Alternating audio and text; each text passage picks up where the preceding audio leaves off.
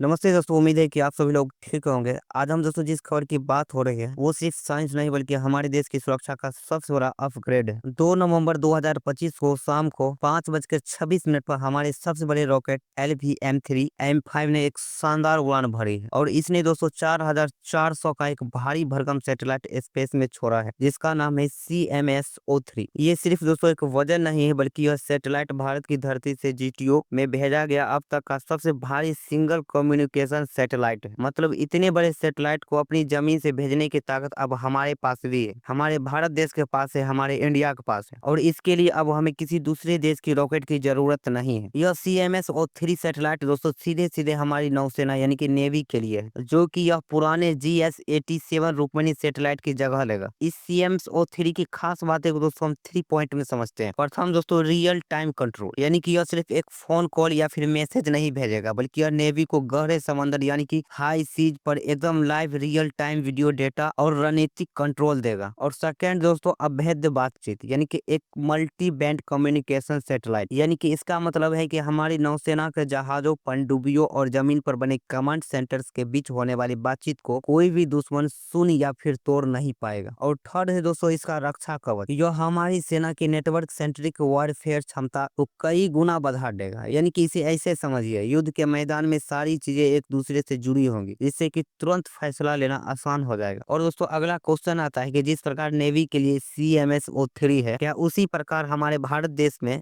Air force के लिए भी कुछ है क्या? तो इसका आंसर है दोस्तों हाँ। जिस प्रकार CMS-03 नेवी के लिए है, ठीक उसी प्रकार हमारे एयरफोर्स के लिए भी GS-87A नाम का एक खास सैटेलाइट है जो कि 2018 में लॉन्च किया गया था। यानी आसमान से लेकर समंदर तक सब कुछ अब हमारे अपने सैटेलाइट के कंट्रोल में। आज हम जो ये CMS-03 की सफलता देख रहे हैं ना दोस्तों, इसकी नींव पहले एक झटके में रखी गई थी और वह झटका है दोस्तों 1999 का कारगिल युद्ध। कारगिल युद्ध में जब हमें घुसपैठियों के सटीक लोकेशन चाहिए थी, तब इसके लिए हमें अमेरिका के GPS सिस्टम की जरूरत थी, लेकिन अमेरिका ने हमें डेटा देने से साफ मना कर दिया और इसी के जवाब में भारत ने तुरंत तय किया कि हमें अपना एक नेविगेशन सिस्टम चाहिए, जिसके जवाब में NAVIC बना, जो कि ठीक GPS की तरह ही वर्क करता है। और GS-80 बनने के बाद हमें यह पता चला कि सिर्फ हमें नेविगेशन नहीं बल्कि अपना एक संचार सिस्टम भी चाहिए। इसलिए कारगिल युद्ध के ठीक बाद 18 अप्रैल 2001 को इंडिया ने अपना पहला GS-80 सैटेलाइट लॉन्च किया और ये GS-80 सैटेलाइट खास तौर पर जियो सिंक्रोनस ऑर्बिट में डाले जाते हैं। यानी कि शुरू में ये सैटेलाइट्स डिजिटल टीवी, इंटरनेट, आम वॉइस कॉल जैसे काम के लिए इस्तेमाल होते थे, बट GS-80 सीरीज का एक डिफेंस के लिए पहला एक्सक्लूसिव इस्तेमाल 2013 में शुरू हुआ जब GS-87 रुक्मिणी लॉन्च हुआ। यह पहला सैटेलाइट था जो पूरी तरह से मिलिट्री यूज के लिए समर्पित था। इसका काम था हिंद महासागर में जहाजों, पनडुब्बियों और कमांड सेंसर को जोड़ना। CMS-03 उसी रुक्मिणी का जगह लेने आया है। ये नेवी को अपग्रेड रुक्मिणी दे रहा है जो कि टेक्नोलॉजी में कई गुना आगे है। अगर कारगिल जैसे कोई भी जंग दोबारा होती है तो GPS डेटा मिले या फिर ना मिले, हमारी नेवी का नेटवर्क सेंट्रिक वायरफेस सिस्टम CMS-03 की वजह से पूरी तरह मजबूत रहेगा। यह लॉन्च दोस्तों साबित करता है कि इसरो की काबिलियत अब किसी से कम नहीं है। हमने कारगिल का सबक याद रखा और अपना NAVIC बनाया और अब अपने सबसे जरूरी रक्षा सैटेलाइट CMS-03 को भी अपनी धरती से भेज दिए हैं। और यह मिशन दोस्तों एक आत्मनिर्भर, सुरक्षित और शक्तिशाली भारत की कहानी कहता है। तो आज के लिए दोस्तों इतना ही, मिलते हैं इसी प्रकार का अपडेटेड वीडियो के साथ। जय हिंद, जय भारत, वंदे मातरम।